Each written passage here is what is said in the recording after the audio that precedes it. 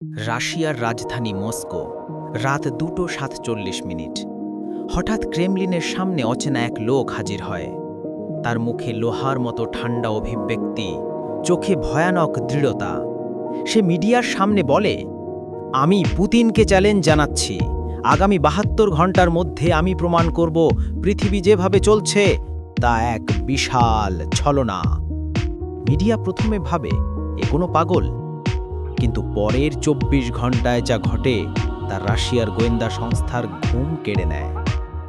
লোকটির নাম ধরা পড়ে লিওনার্ড মোরোজভ, সাবেক বিজ্ঞানী, রাশিয়ান স্পেস রিসার্চ সেন্টারের প্রাক্তন কর্মী। সে দাবি করে 2014 সালে সাইবেরিয়ার বরফের নিচে তারা এমন এক শক্তির সন্ধান পেয়েছিল যা সময়কে বাঁকিয়ে দিতে পারে।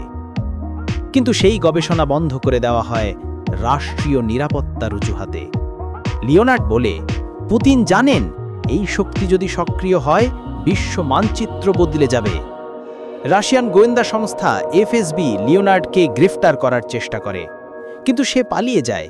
আর ঠিক সেই মুহূর্তে সারা মস্কো জুড়ে বিদ্যুৎ চলে যায়। আকাশে দেখা যায় লাল নীল আলোর ঘূর্ণি, যা পরের দিন পর্যন্ত থামে না।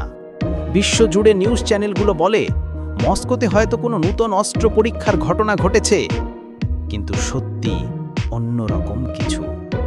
লিওনার্ডের ফাইল থেকে বের হয় এক নাম, টাইম ফোল্ড প্রজেক্ট, একটি গোপন প্রজেক্ট যা নাকি সময়কে স্থির করে রাখতে পারে।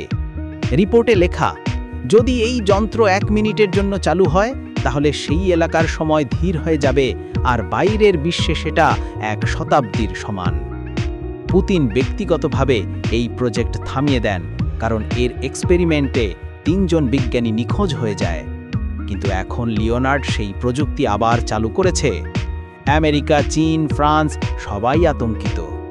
পেন্টাগন স্যাটেলাইটে দেখতে পায় মস্কোর এক অংশ হঠাৎ ধোঁয়ায় ঢেকে গেছে, আর রিয়েল টাইম ভিডিওতে সেই জায়গা স্থির। সময়ের প্রবাহ যেন থেমে গেছে। রাশিয়ান প্রেসিডেন্ট পুতিন সরাসরি টেলিভিশনে বলেন, যে আমার দেশকে সময়ের সঙ্গে খেলতে শেখাতে চায় সে নিজেই সময়ের মধ্যে হারিয়ে যাবে।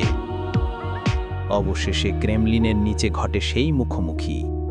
লিওনার্ড বলে, তুমি সত্যিটা লুকাচ্ছ পুতিন, এই শক্তি মানুষকে মুক্ত করতে পারে।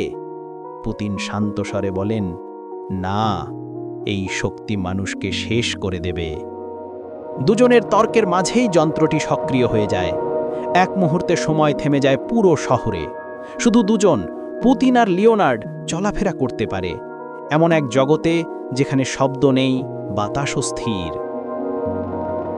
সেই স্থির সময়ে লিওনার্ড দেখতে পায় আকাশে ছায়ার মতো কিছু ভাসছে, মানব আকৃতির, কিন্তু চোখে আলো।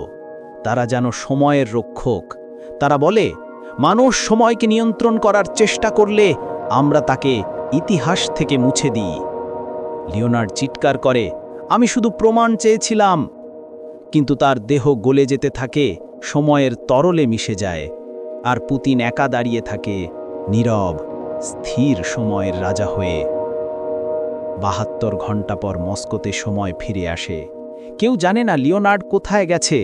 ক্রেমলিন থেকে শুধু একটি বার্তা প্রকাশিত হতো, রাশিয়া কখনো সময়ের দাস হবে না। পরে বিজ্ঞানীরা খুঁজে পান লিওনার্ডের ডায়েরিতে লেখা ছিল, সময় পুতিনের নয়, কিন্তু পুতিন সময়ের মধ্যে যা দেখেছে তা পৃথিবীকে বুঝতে দেয়নি। আজও সেই রাতের বিদ্যুৎ বিভ্রাট, সেই আলোর ঘূর্ণি আর মস্কোর নীরবতা ইতিহাসের সবচেয়ে বড় রহস্য হয়ে আছে। কেউ বলে পুতিন নিজেই সময়ের এক অংশ হয়ে গেছে, কেউ বলে ওই রাতে রাশিয়া ভবিষ্যতের মুখ দেখেছিল। যে মানুষ সময়কে চ্যালেঞ্জ করে সে সময়ের ভেতরেই হারিয়ে যায়।